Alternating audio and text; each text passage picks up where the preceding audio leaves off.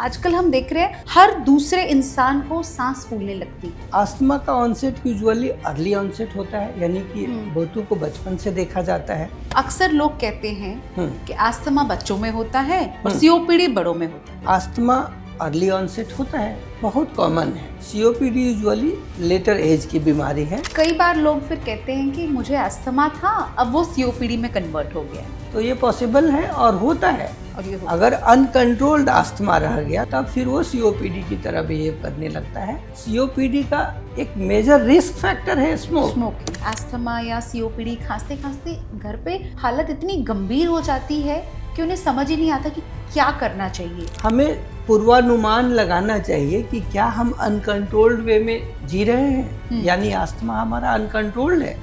Actually तभी हमें सचेत हो जाना चाहिए। अक्सर लोगों को ऐसा लगता है कि अगर इनहेलर शुरू हो गया तो ये लाइफ लॉन्ग रहेगा, हम इस पर डिपेंड हो जाएंगे। तो ये एक ट्रीटमेंट का पार्ट है। अब चूंकि हमें ये पता है कि ये बीमारी ठीक ही नहीं होती, not curable, at the same time I am saying it is totally controllable. तो कंट्रोल कहाँ से होगा मैडम? कंट्रोल करने के लिए हमें ये दवाई देनी है। अस्थमा का तो कंट्रोल है, सीओपीडी पर डायरेक्ट कंट्रोल आपका नहीं है।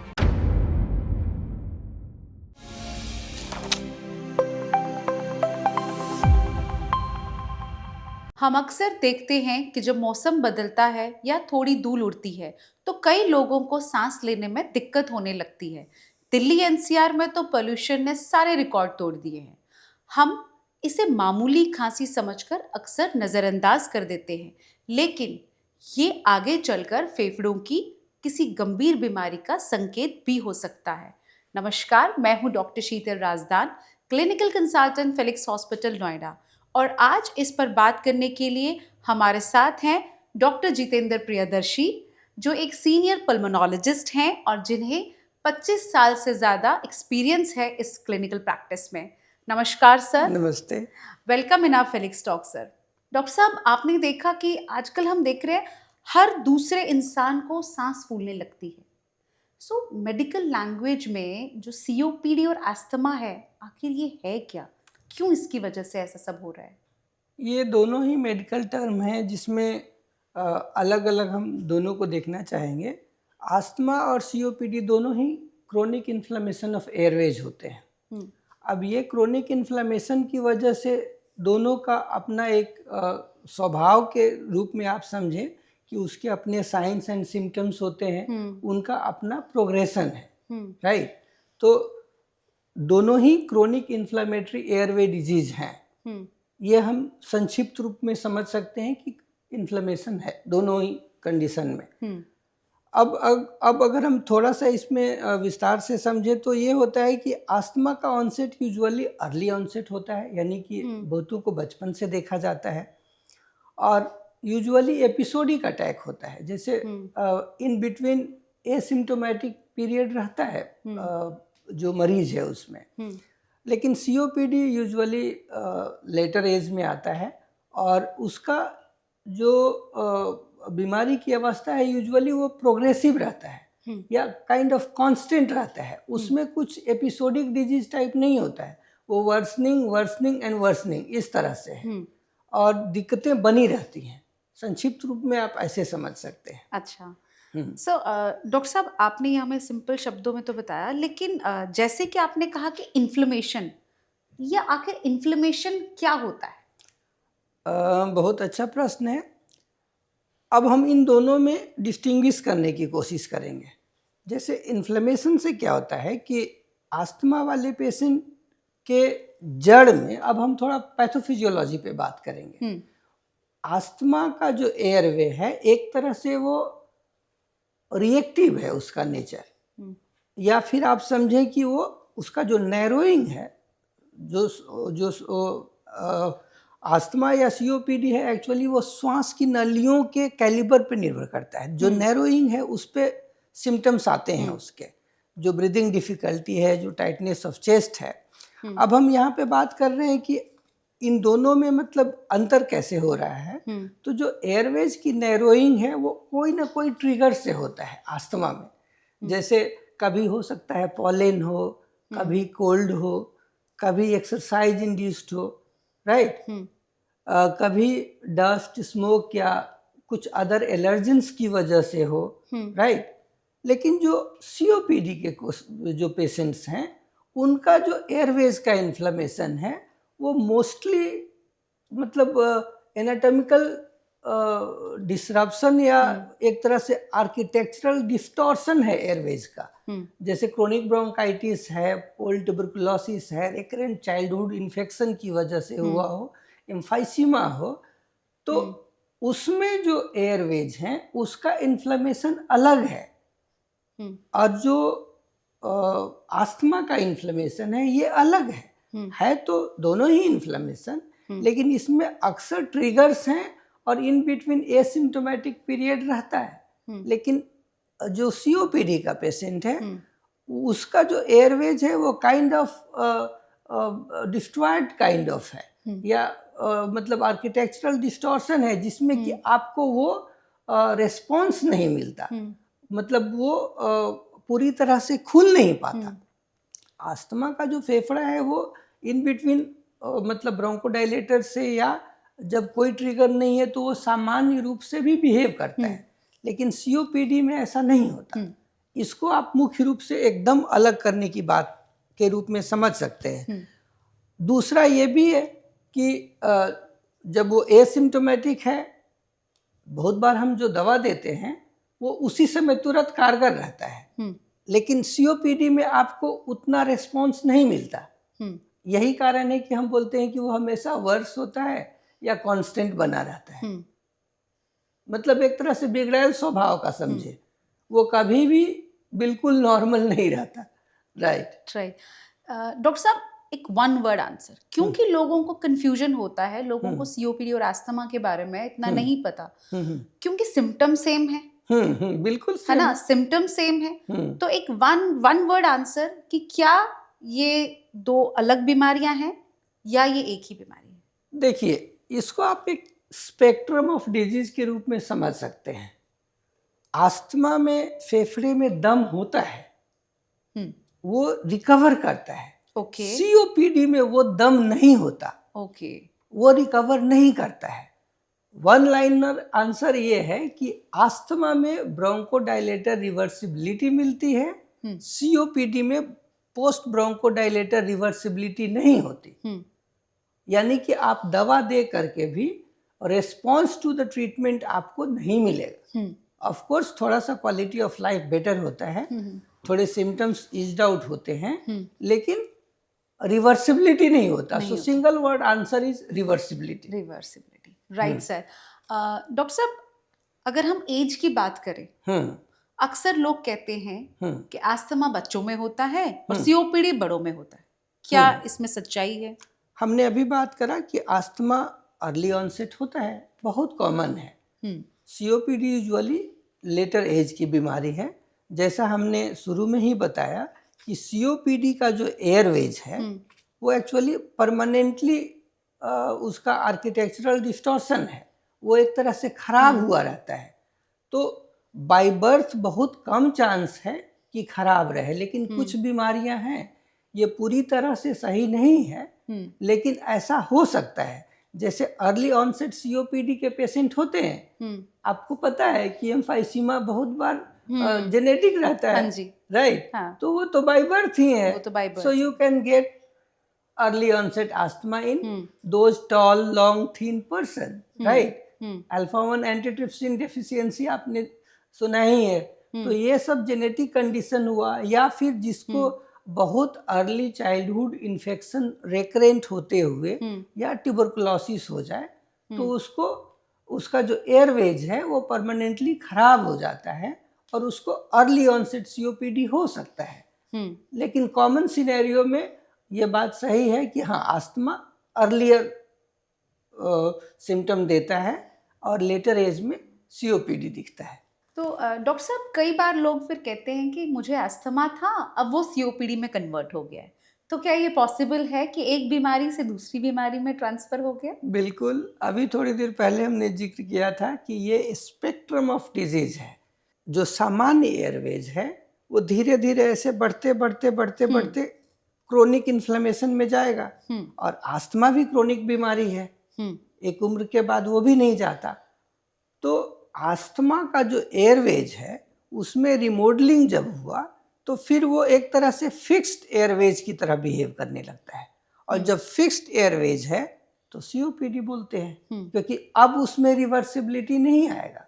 तो वही मरीज जिसका बचपन से लेकर के में भी युवा अवस्था में भी रिवर्सिबिलिटी था, दवाइयों के प्रभाव से उसमें काफ़ी सिम्टम्स अबेट होते थे, एक उम्र के बाद जब एयरवेज का रिमॉडलिंग हो गया, रिमॉडलिंग को आप 2-3 शब्द में ऐसे समझ सकते हैं कि एयरवेज में क्या है, स्मूथ मसल्स होते हैं, अगर वो थिक होने लगे और वो धीरे धीरे करके टाइट हो जाए और फिर वो फ्लेक्सिबिलिटी ना हो, तब उसको बोलते हैं कि फिर वो फिक्स्ड एयरवेज हो गया, रिमॉडल्ड है।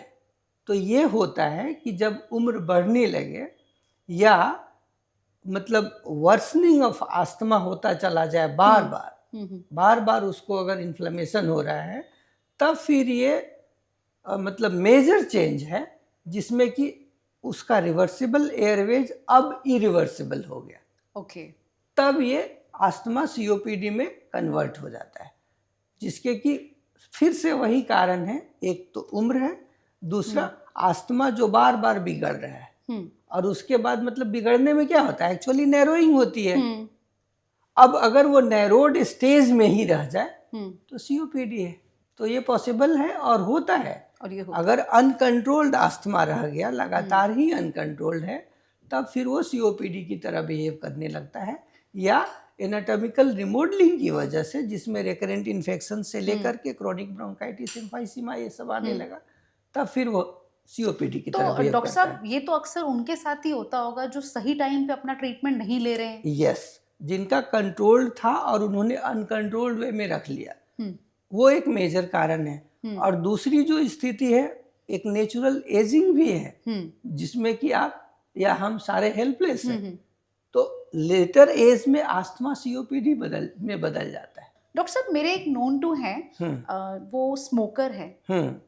अक्सर मैंने नोटिस किया कि जब वो सुबह नींद से उठते हैं तो बहुत जोर से उन्हें खांसी आती है, बहुत, मतलब इतना कि दूसरे रूम में जो बंदा सोया है वो भी उठ जाता है। तो मॉर्निंग में वो जो बलगम आता है, वो अक्सर ये कहते हैं कि ये स्मोकर कफ है, तो ये नॉर्मल है। तो उनका कहना ये है कि ये नॉर्मल है। तो आपके हिसाब से क्या ये चिंताजनक है?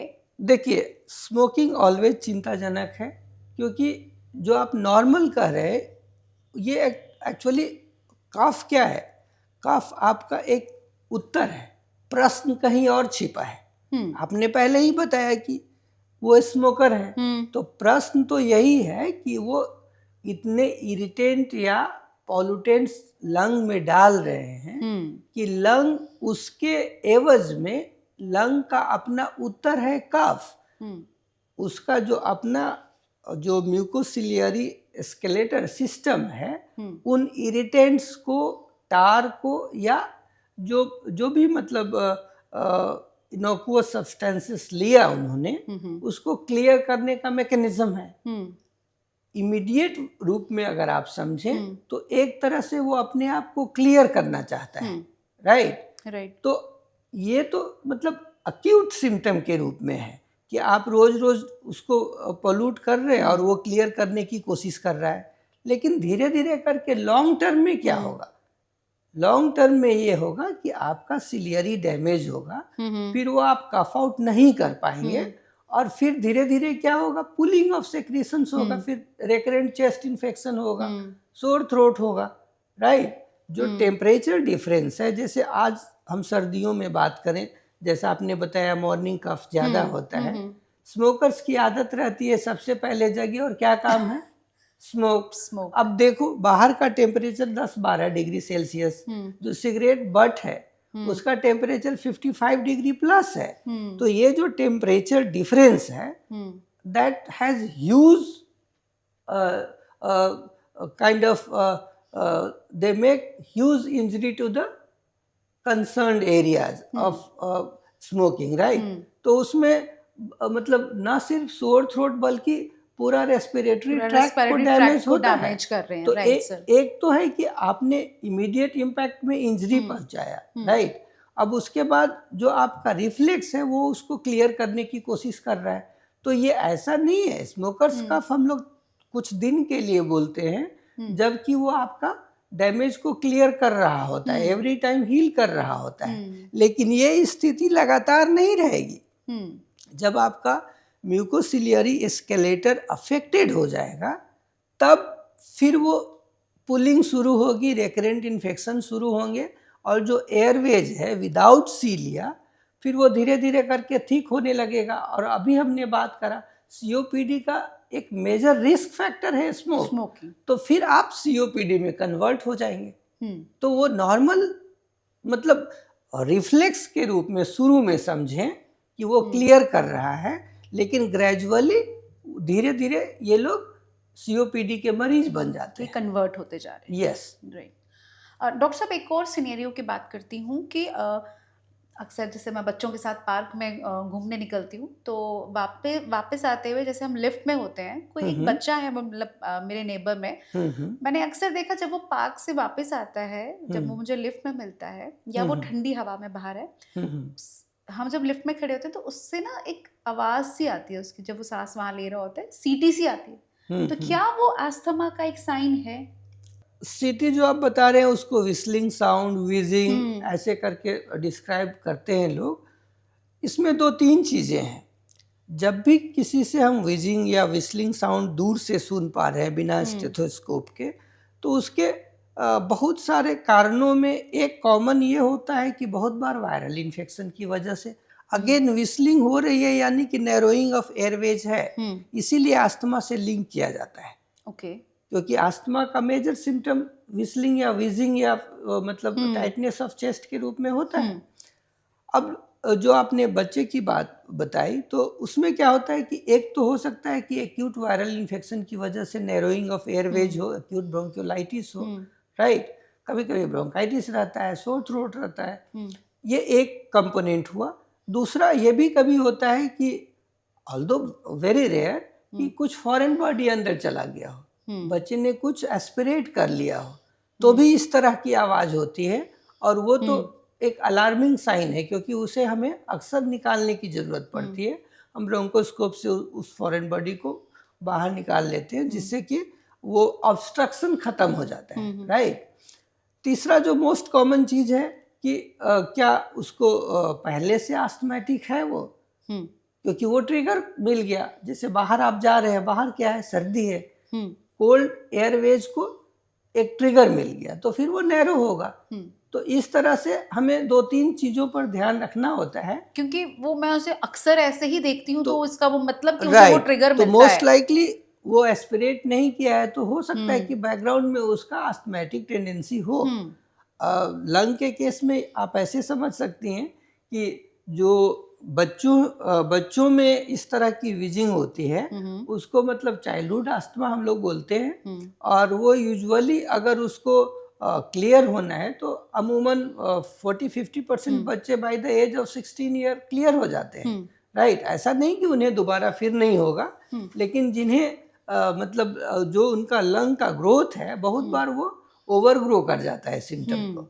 डॉक्टर साहब, अक्सर लोगों की ऐसे में अस्थमा या सीओपीडी खांसते खांसते घर पे हालत इतनी गंभीर हो जाती है कि उन्हें समझ ही नहीं आता कि क्या करना चाहिए। तो ऐसे कौन से रेड फ्लैग्स हैं, ऐसे कौन से डेंजर साइंस हैं कि पेशेंट को वेट नहीं करना चाहिए घर पे कुछ इनहेलर्स वगैरह को यूज करके, और फटाफट से इमरजेंसी पहुंचना चाहिए हॉस्पिटल में?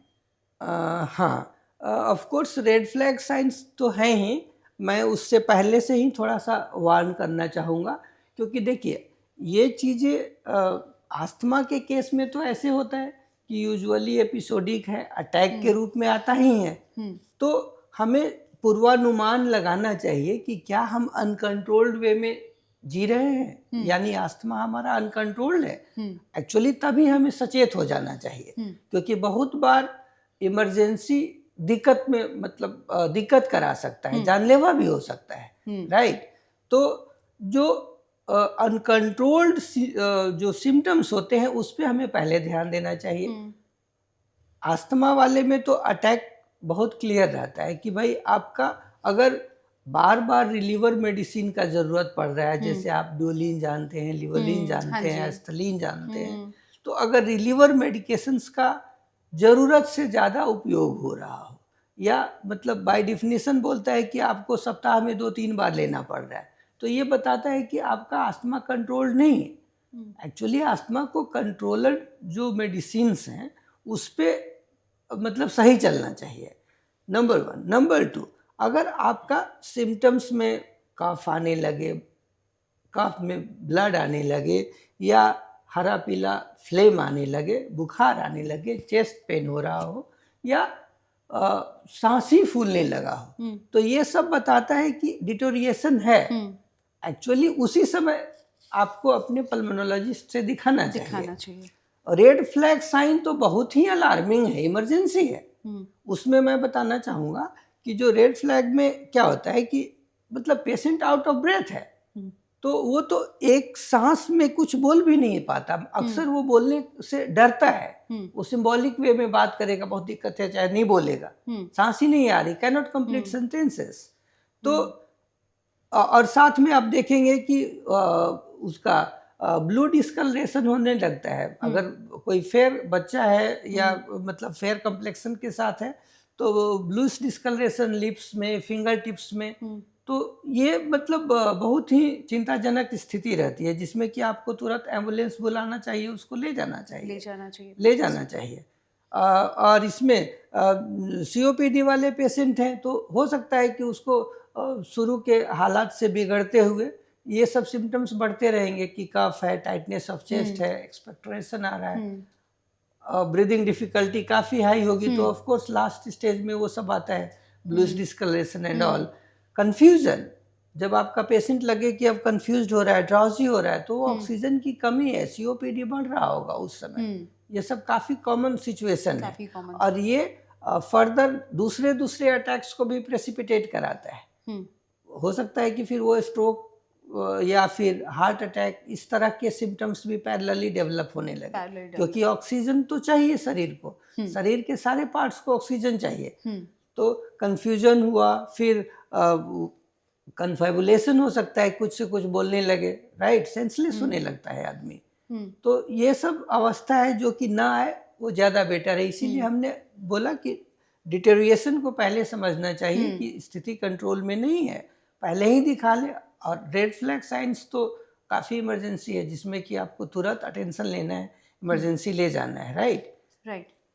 तो डॉक्टर साहब, जैसे आपने नाम लिया अभी लेवोलिन, ड्यूलिन, ब्यूडिकॉट, जिनको हम यूज़ करते हैं, तो लोग बहुत सारे ऐसे देखे हैं जो घरों में ये चीज़ें रखते हैं, क्योंकि एक पेशेंट है उसके लिए यूज़ हो रहा है। तो ऐसे में अगर घर में किसी और पेशेंट को ये इमरजेंसी हो रही है, तो लोग अक्सर ये गलती करते हैं, दूसरे का नेबुलाइजेशन जो से चल रहा है, थोड़ी देर ये दिला दो, नेबुलाइज करा लो, ठीक हो जाएगा, थोड़ा सा स्टेबल कर लेते। तो ये कितना सच है, ये करना चाहिए या नहीं करना चाहिए? जब तक आपने एम्बुलेंस के लिए कॉल करा है और आप घर पे वेट कर रहे हैं, ऑफ कोर्स ड्यूलिन, लिवोलिन, एस्थलीन, इस तरह की दवाइयाँ रिलीवर मेडिसिन में आती हैं, जो तुरंत काम करता है। तो आपको ये लगातार नेबुलाइजेशन ऑन रखना चाहिए, ताकि वो तुरंत में उसको आराम देता है, और आपको एक तरह से समय दे रहा है, ऑक्सीजनेशन आप मेंटेन कर सकें।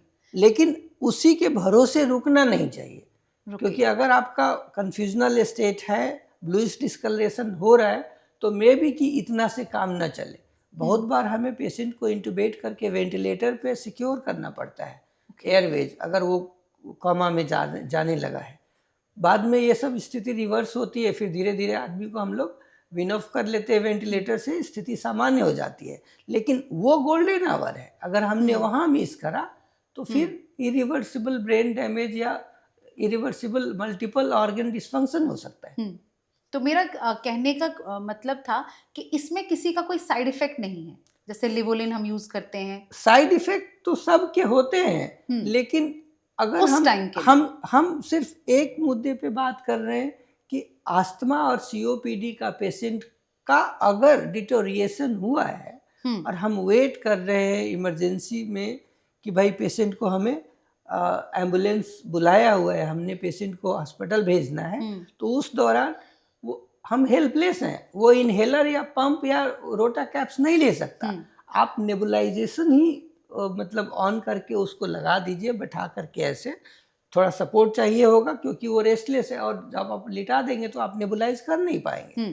तो नेबुलाइजेशन में चूंकि सांस वो ले रहा है तो एटलीस्ट मेडिसिन तो जाएगी, थोड़ा सा मेडिसिन, तो उससे उसको फायदा मिलेगा। उस समय हम तुरंत इससे कंसर्न नहीं है कि उसका कितना ट्रेमर होगा और क्या अलग साइड इफेक्ट्स होंगे। उस समय हमारा प्रायोरिटी है जान बचाना, जो कि रिलीवर मेडिसिन ये काम करेगा। तो जब तक हमारी एम्बुलेंस आती है तब तक के लिए हम लोग उसको नेबुलाइज कर सकते हैं। यस, नेबुलाइज करें, that is going to be helpful and life saving. Right sir. अक्सर लोग हमारे पास आने से ही डरते हैं कि डॉक्टर साहब के पास जाएंगे, बहुत सारे टेस्ट लिख देंगे, अब पता नहीं कौन सा एक्सरे हो जाएगा, सीटी हो जाएगा, ये हो जाएगा। तो कितना जरूरी है इन्वेस्टिगेशन एक राइट डायग्नोसिस के लिए? ये तो आपने बहुत ही इम्पोर्टेंट क्वेश्चन करा है, क्योंकि लोगों में आजकल क्या है, एक फियर फैक्टर है जो अपना हेल्थ प्रैक्टिस आज के टाइम में है। मैं बेबाक बताना चाहूँगा कि ये डरने की बात बिल्कुल भी नहीं है। जैसा हम अभी तक बात करते आ रहे हैं, सिम्टम वाइज बहुत सारी चीज़ें एक जैसी दिखती हैं, सुनाई पड़ती हैं, लेकिन जो जड़ में डिफरेंशिएशन या जो डिस्टिंग्विश करने की बात है, वो आपके एक्सरेज में या सिटी स्कैन में आने में तो काफ़ी टाइम लगता है, बट पल्मोनरी फंक्शन टेस्ट इसको बहुत सलीके से डिफरेंशिएट कर पाता है। हमने आपको अभी जस्ट जिक्र किया था कि रिवर्सिबिलिटी ही दोनों में मेजर डिफरेंस है।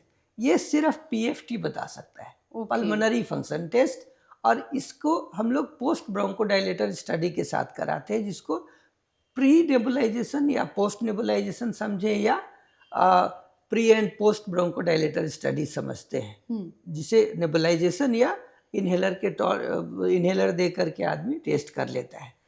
जो कैपेसिटी है या जो दम है, वो एक्चुअली उस टेस्ट के बाद पता चल जाता है कि वो कितना, मतलब उसमें रिबाउंस आता है। जैसे मान लेते हैं टेस्ट में किसी का जो FEV1 है, यानी कि जो forced expiratory volume at 1 second बोलते हैं हम लोग, कि भाई ये इतना लिया, 300 या 400 ml है, और आपने दवा दे करके फिर 15 मिनट के बाद देखा और देख रहे हैं कि वो काफ़ी सिग्निफिकेंट बेटर हुआ है, तो ये रिवर्सिबिलिटी है, जो हम लोग यूजुअली बोलते हैं कि मोर देन 10% या 200 ml से ज़्यादा बेट आए, तो ये आपको PFT बड़ी आसानी से दिखाता है। और जो ट्रीटमेंट पैटर्न है उसमें इसका बहुत बड़ा रोल है। तो मैं अपने दर्शकों से इनफैक्ट अनुरोध करूंगा कि ये टेस्ट बड़ी ज़रूरी है, इसके मुताबिक ही आजीवन आपका ट्रीटमेंट सुचारू रूप से चलता है, क्योंकि बहुत सारी दवाइयाँ जो COPD में चलती हैं वो लॉन्ग एक्टिंग होती हैं, और उसका ही उसमें रोल है। खास करके मैं स्टेरॉयड का जिक्र करूंगा, जो कि अस्थमा में काफ़ी अच्छा काम करता है, और उसका COPD में लॉन्ग टर्म में बहुत ज़्यादा ज़रूरत नहीं रहता। COPD is not that much steroid responsive as asthma is. तो ये PFT से ही पता चलता है। जो आदमी कर सकता है उसके लिए बहुत अच्छा, जो नहीं कर सकता है उसके लिए और अलग अलग टेस्ट हैं, इन्वेस्टिगेशन, जैसे फोर्स्ड ऑसिलोमेट्री टेस्ट है, फिर आपका फिनो है, ये सब मतलब उसके पार्ट में आते हैं, जो कि क्रोनिक इन्फ्लेमेशन को बताता है, राइट। तो ये सब, फिर अगर हम एलर्जी की बात करें तो IgE हुआ, इस्नोफिलिया हुआ, ये सब कुछ कॉमन चीज़ें हैं जिसे कर लेने से बहुत ही प्रिसाइज वे में ट्रीटमेंट दिया जा सकता है। तो एक्चुअली डरने का नहीं, चूँकि ये सब kind of not curable but totally controllable diseases है। तो टेस्ट का जो फायदा है वो ये है कि आप अननेसेसरी मेडिसिन से बचते हैं, यानी कि आपका अननेसेसरी साइड इफेक्ट्स बचता है, उससे आप बचते हैं, राइट। अदरवाइज वो ब्लैंकेट ट्रीटमेंट है, यही चलता रहेगा। लेकिन अगर हमने टेस्ट कर लिया तो हमें पता है कि ये नहीं, इस ट्रैक पे जाना इस ट्रैक पे जाना है। बिल्कुल सर। है। राइट। तो जैसे हम इन्वेस्टिगेशंस की ही बात कर रहे हैं, तो डॉक्टर साहब जैसे सीओपीडी और अस्थमा का माइल्ड, मॉडरेट, सिवियर, ये तीनों कंडीशंस को देखने के लिए कि हमारी बीमारी अभी माइल्ड में है या मॉडरेट में है या सीवियर में है, राइट। कुछ और इन्वेस्टिगेशन, कुछ स्पेसिफिक इन्वेस्टिगेशंस इसके लिए होती हैं? पीएफटी ही वो बता देता है। बस। अभी हमने बात करा, जैसे हमने FEV1 का जिक्र करा था, उसी पर है क्राइटेरिया कि भाई आपका कितना आता है, माइल्ड, मॉडरेट, सीवियर, उसमें क्लियर हो जाता है। रिवर्सिबिलिटी से दोनों बीमारियां अलग हो जाती हैं। तो बड़ा ही सिंपल टेस्ट है और बड़ी काम की, क्योंकि उसी पे आपका सारा चीज चलना है। Right, very good sir. ये तो लोगों को शायद पता भी ना हो अभी तक कि सब अभी तक सिर्फ सीटी चेस्ट, एक्सरे को लेके सीटी चेस्ट, बहुत परेशान थे। सीटी चेस्ट जो हमने सीओपीडी में बताया कि जो क्रोनिक एयरवेज का आर्किटेक्चरल डिस्टॉर्शन है, वो मतलब आपको सिटी स्कैन पे पता चलता है। एम्फाइसीमा हुआ, क्रोनिक ब्रोंकाइटिस हुआ, राइट। लेकिन अस्थमा में हो सकता है आपको सिटी स्कैन में कुछ न मिले, क्योंकि वो एपिसोडिक है, उसमें रिमॉडलिंग ऑफ एयरवेज नहीं हुआ है। सीओपीडी वाले में ऑफ कोर्स आपको सिटी स्कैन मदद करता है। इवन हाइपर इन्फ्लेशन, ये सब तो चेस्ट एक्सरे पे भी पता चल जाता है, राइट। क्योंकि वो काफ़ी थिकनिंग रहेगा, जो पेरीब्रोंकोवेस्कुलर या फिर जो आपका ब्रोंकाई है, उसके बाद पेरीब्रोंकियल थिकनिंग, ये सब उस पर दिखता है। आर्किटेक्चरल डिस्टॉर्शन ये इसमें एम्फाइसीमा में काफ़ी विजिबल है सिटी स्कैन पे। एक्चुअली वो डायग्नोसिस ही मतलब सिटी स्कैन पे हो जाता है।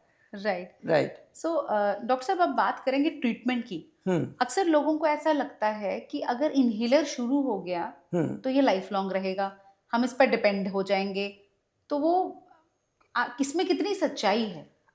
मैं तो इसे टोटली मिसपरसेप्शन बोलूँगा या मिथ बोलूँगा।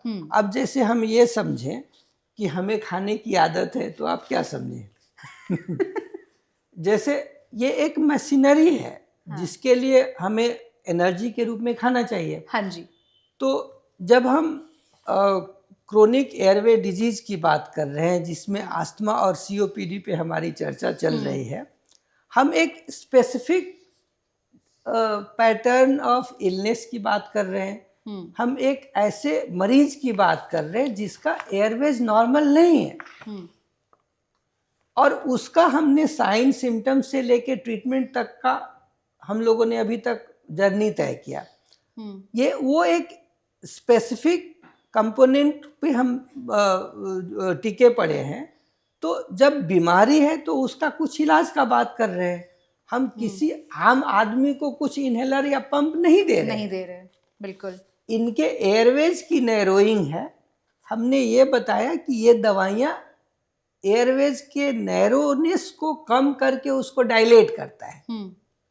तो ये एक ट्रीटमेंट का पार्ट है, राइट। अब चूंकि हमें ये पता है कि ये बीमारी ठीक ही नहीं होती, not curable, at the same time I am saying it is totally controllable. तो कंट्रोल कहाँ से होगा मैडम? कंट्रोल करने के लिए हमें ये दवाई देनी है। अब उसको आप ये समझो कि आदत पड़ जाएगी, और हम ये समझे कि इसकी नेसेसिटी है।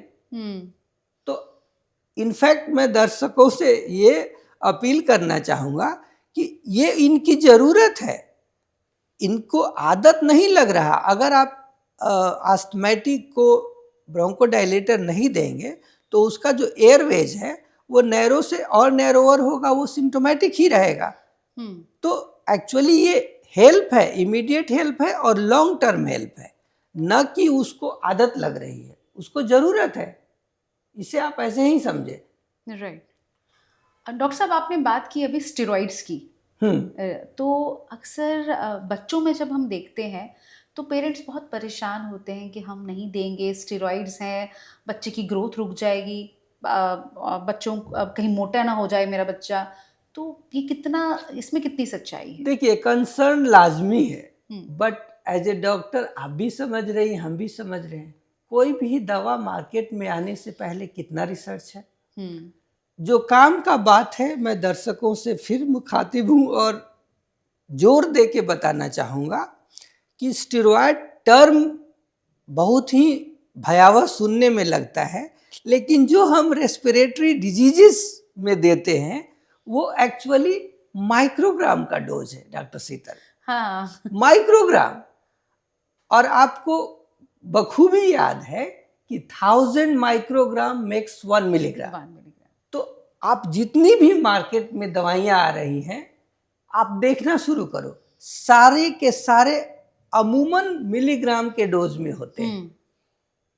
माइक्रोग्राम वाली डोजेज बहुत कम है। जैसे कि आप थायराइड की दवाई जो लेते हैं थायरोक्सिन, वो माइक्रोग्राम में होता है।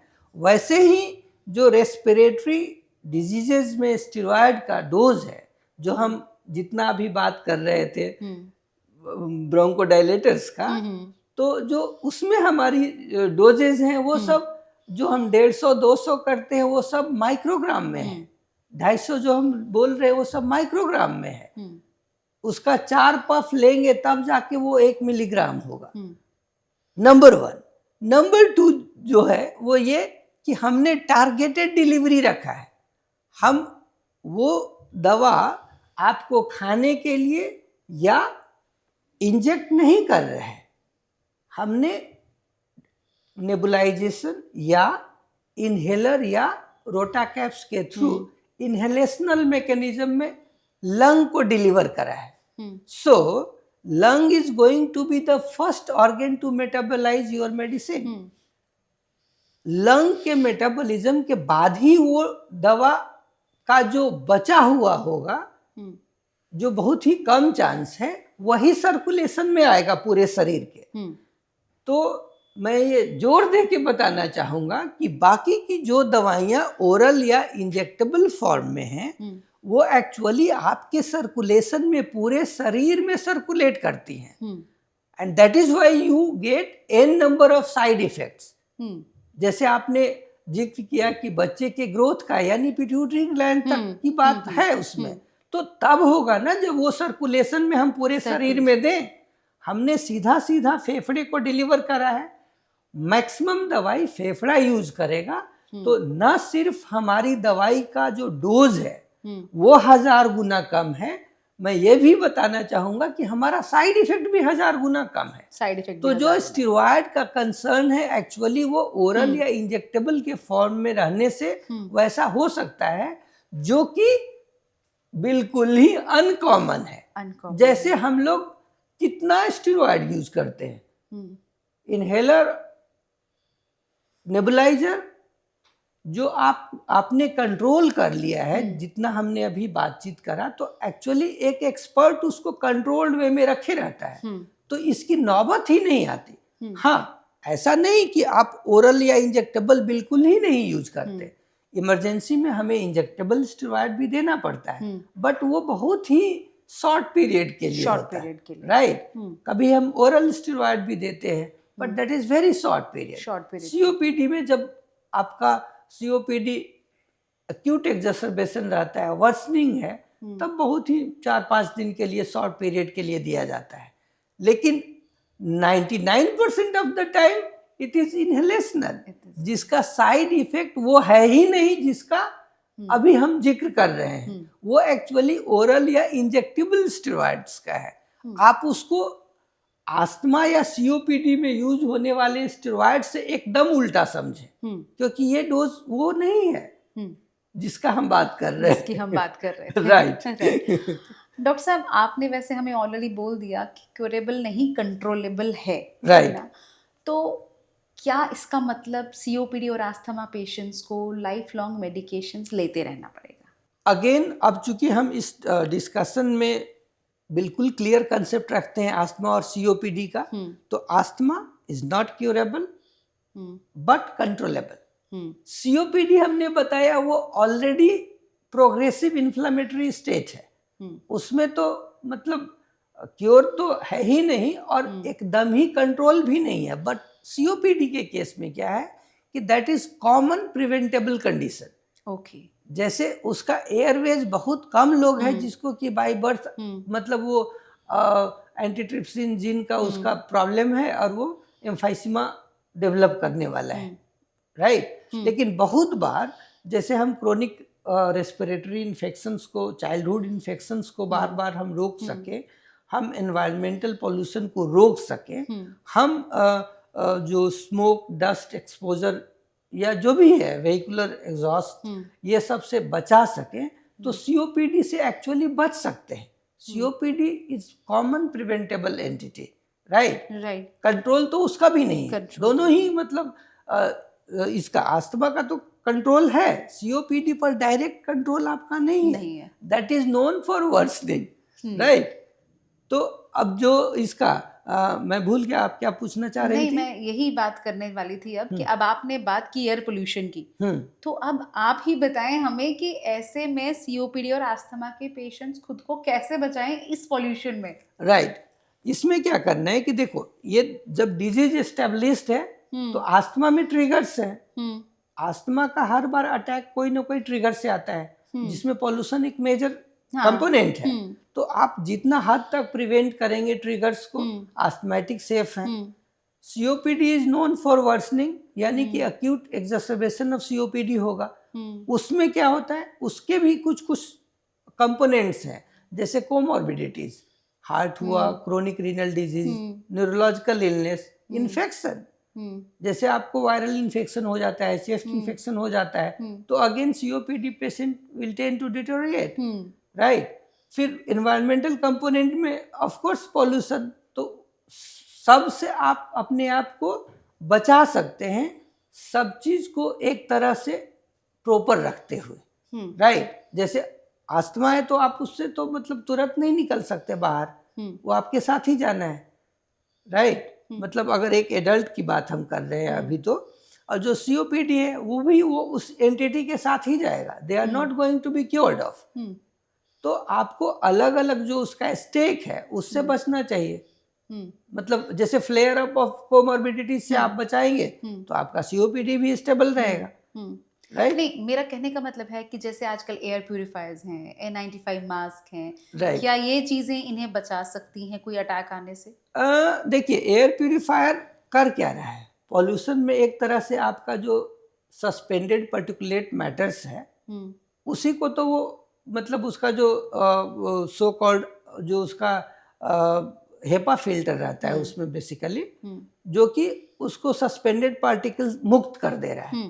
तो एक तरह से जो बर्डन है अस्थमा में ट्रिगर का, उसको उसने बहुत सारा एलर्जेन, एसपीएम, ये सब को फिल्टर आउट कर दिया। सीओपीडी वाले पेशेंट के लिए भी एक तरह से ये सब इनोकुअस तो है ही, तो एक तरह से स्टेबिलिटी देता है आपके एयरवे को, क्लीन एयर चाहिए। So what we are getting from the assistance, be it N95, be it air purifier, is clean air, and that is the requirement, basic requirement. Yes, right. So doctor साहब, आजकल हम बहुत सारे alternative treatments देखते हैं। हनी, लोग अक्सर आजकल अपनी चाय में या गर्म पानी डाल के हनी वगैरह लेते हैं, tulsi, steam inhalation, breathing exercises, yoga. So इसका कोई साइंटिफिक बेस है हमारी ट्रीटमेंट के साथ? ये क्वेश्चन तो वैसे काफ़ी रिलेवेंट है, बट अपनी जो भारतीय मेडिसिन था सो कॉल्ड चरक संहिता से लेकर के सुश्रुता तक का, वो तो एक्चुअली हमने नहीं पढ़ा, हमने एलोपैथी पढ़ाई करी, तो हमारा ज्ञान उसमें लिमिटेड है, राइट। तो मैं उस पर बहुत ज़्यादा तो प्रकाश नहीं डाल पाऊँगा। जहाँ तक सूदिंग इम्पैक्ट का बात है तो मे बी कि some help can be from there, but I am not the right person to actually elucidate the point. Okay, तो मतलब क्या ये थोड़ा सा हमें हेल्प करेगा? देखिए, थोड़ा सा मतलब आपको क्या लग रहा है? चूंकि अब हमने उस पे मतलब नहीं, आपने कभी यूज किया सर, ऐसे बताएं। चूंकि अब हम बायस्ड हैं एक तरह से, आप समझ लो, हमें पता है कि ये तो तुरंत काम कर जाएगा, इसलिए हमने कभी ट्राई नहीं करा, राइट। अच्छा। अदरवाइज हो सकता है कि उसके कुछ अपने मतलब फायदे हों, लेकिन इनफैक्ट हमने आपने कभी ट्राई किया नहीं, राइट सर। डाइट और एक्सरसाइज की अगर हम बात करें सर, लेकिन एक चीज मैं बताना चाहूँगा कि अलग अलग पैथीज के लोग भी तो हमारे पास आते हैं, राइट। जैसे हमारे बहुत सारे मित्र हैं जो आयुर्वेदा में हैं या होम्योपैथ में प्रोफेसर हैं, अलग अलग जगह से, इनफैक्ट ऐसी ही चर्चाओं में भेंट होती है। तो जो एक बात उभर के आता है, इमीडिएट हेल्प आपको एलोपैथी में मिल जाता है, राइट। ये बात मैं जरूर बताना चाहूँगा, क्योंकि वो सब फिर पेशेंट रेफर कर देते हैं। जैसे अगर किसी का डिटोरिएशन है तो चाहे वो होम्योपैथी के इलाज में रहें, आयुर्वेद के इलाज में रहें, यूनानी के इलाज में रहें, जो फाइनल पाथवेज है वो हमारे पास आता है। वो सब तरफ से फिर पेशेंट हमारे पास आते हैं। और ये एक्चुअली हमने सबसे बातचीत के क्रम में ही मतलब मैंने अभी जस्ट सोचा कि हम क्या करते हैं। तो ऐसे ही बहुत बार हमने डिस्कशन में देखा है कि उन्होंने बहुत सारा चीज़ दिया लेकिन स्थिति बिगड़ी, तो ultimately we take them in emergency and then we take them to the kind of stabilising the patient. Doctor साहब, मैं एक्सरसाइज की बात करी थी। मेरी एक फ्रेंड है जिन्हें अस्थमा है, वो अक्सर डरती है एक्सरसाइज करने से। उसका कहना है कि अगर मैं एक्सरसाइज करूंगी तो मेरा सांस फूल जाएगा। तो क्या इसमें सच्चाई है कोई?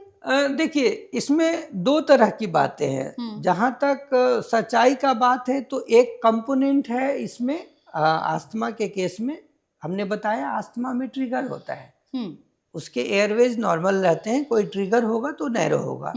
तो एक सेट ऑफ पेशेंट है, सेलेक्टेड ग्रुप ऑफ पेशेंट होते हैं इसमें, जिसे हम एक्सरसाइज इंड्यूस्ड अस्थमा बोलते हैं।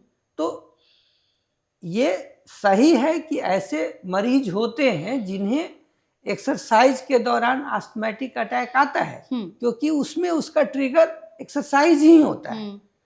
लेकिन ये एक सेलेक्टेड ग्रुप ऑफ पेशेंट है, राइट। जैसे हमने जिक्र करा शुरू में ही कि अस्थमा का जो ट्रिगर है वो बहुत है। किसी का पॉलन है, किसी का सीजनल है, एलर्जिक वायरल, ये सब में होता है। वैसे ही ये एक्सरसाइज भी एक ट्रिगर है, जो सबके साथ नहीं है। एक ग्रुप ऑफ पेशेंट में होता है कि उसको एक्सरसाइज से दिक्कत होती है, बट ट्रीटमेंट वाइज ये सारे के सारे कंट्रोलेबल है। तो ये सोचना ये सही है कि हाँ उनको इससे दिक्कत होती है, बिल्कुल ऐसे पेशेंट होते हैं। लेकिन ये सोचना कि वो एक्सरसाइज ही ना करे उसे दिक्कत होगी, मैं अपने दर्शकों को बताना चाहूँगा कि एक्सरसाइज इंड्यूस्ड अस्थमा एग्जिस्ट करता है, लेकिन उससे डरने की कोई ज़रूरत नहीं है, क्योंकि अस्थमा का कंट्रोल होता है। और कंट्रोल वही हमारा सिंपल मेडिसिन्स हैं, जो कि आप अगर रेगुलर लें तो आप बखूबी अपना जीवन जी सकते हैं। अस्थमा आपके जिंदगी का 2-4 सेकेंड भी कम नहीं करेगा, बशर्ते कि आपने उसको कंट्रोल में रखा है। मैं आपको याद दिलाना चाहूंगा डेविड बेकहम, उन्हें अस्थमा है, ताउम्र उन्होंने फुटबॉल खेला।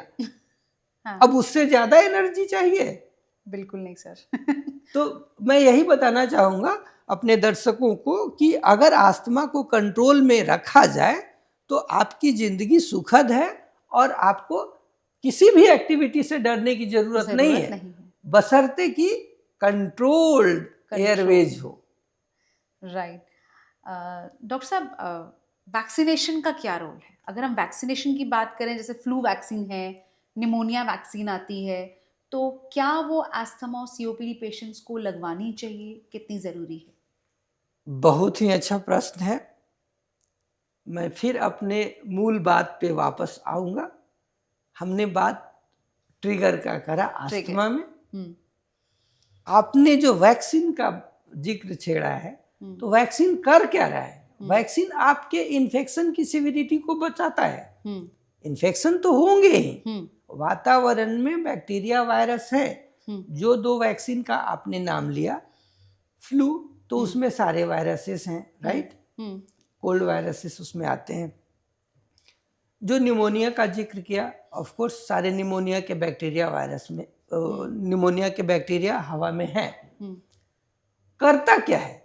ये इन्फेक्शन कराएगा, या तो अपर रेस्पिरेटरी ट्रैक्ट इन्फेक्शन या लोअर रेस्पिरेटरी ट्रैक्ट इन्फेक्शन। जब लोअर रेस्पिरेटरी ट्रैक्ट इन्फेक्शन कराएगा तो वो एक ट्रिगर है, वो अस्थमा को अनकंट्रोल्ड करा देगा। अगर सीओपीडी का पेशेंट है, उसको चेस्ट इन्फेक्शन होता है, तो सीओपीडी उसका एक्सरबेट कर जाएगा। अगर हमने उसको कंट्रोल कर लिया तो बाजी हमारी है। हाँ।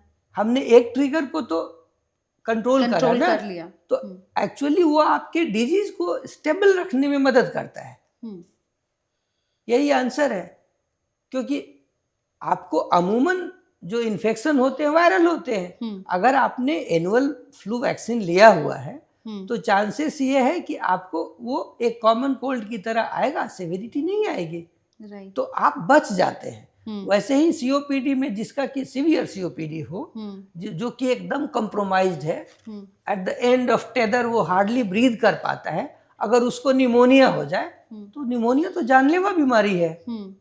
अगर आपने उसको वैक्सीनेट करा के रखा हुआ है तो फिर वो तो लाइफ थ्रेटनिंग नहीं होगा, although he is going to get infected many a times, but he will be not developing life threatening pneumonia, and that is how you get or you remain safe.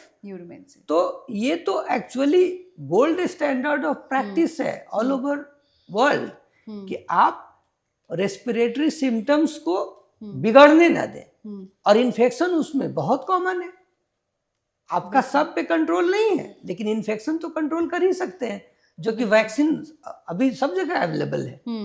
अब हमारी दुनिया भी तीसरी अर्थव्यवस्था के रूप में है, वैक्सीन हैं, अवेयरनेस की कमी है, इसीलिए मैंने बताया कि बहुत महत्वपूर्ण क्वेश्चन है।